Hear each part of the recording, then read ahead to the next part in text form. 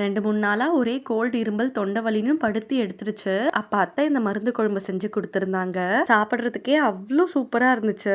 வாங்க எப்படி செய்றதுன்னு பார்க்கலாம். இந்த வீடியோ மறக்காம சேவ் பண்ணிட்டு அப்படியே நம்ம சேனலுக்கு சப்ஸ்கிரைப் பண்ணிடுங்க. அதுக்கு ஒரு பேன்ல 1 1/2 ஸ்பூன் மிளகு, 1 ஸ்பூன் சீரகம், சின்ன பீஸ் சுக்கு, 1/2 ஸ்பூன் ஓமம், 1 ஸ்பூன் உளுந்து, 2 ஸ்பூன் தனியா, 3 காஞ்ச மிளகா, கொஞ்சமா கருவேப்பிலையை சேர்த்து நல்லா வறுத்து சூடாறினக்கு அப்புறம் அரைச்சு எடுத்துக்கலாம். இப்போ ஒரு கடாயில 2 கரண்டி நல்லெண்ணெய் ஊத்தி 1/4 ஸ்பூன் கடுகு, 1 ஸ்பூன் வெந்தயம், 20 பூண்டு, 100 கிராம் சின்ன வெங்காயம், கொஞ்சமா கருவேப்பிலையை சேர்த்து நல்லா வதக்கிடலாம். நல்லா வதங்கினக்கு அப்புறம் 2 தக்காளியை சேர்த்து நல்லா வதக்கிட்டு 1/4 ஸ்பூன் பெருங்காயத்தூள், 1/4 ஸ்பூன் மஞ்சள் தூள், 1 ஸ்பூன் குழம்பு மிளகாய் தூள், 3 ஸ்பூன் நம்ம ஆல்ரெடி அரைச்சு வச்சிருந்த பொடியும், கொஞ்சமா உப்பு சேர்த்து நல்லா கலந்து விட்டுடலாம். இப்போ ஒரு லெமன் சைஸ் புளிய 2 கப் தண்ணியில கரைச்சு இதோட சேர்த்து 10 நிமிஷம் மூடி போட்டு கொதிக்க விட்டுடலாம். நல்லா எண்ணெய் பிரிஞ்சு வந்தக்கு அப்புறம் கொஞ்சமா வெல்லத்தை சேர்த்து நல்லா கலந்து விட்டு இறக்கிட்டா செம்ம டேஸ்டியான மருந்து குழம்பு ரெடி.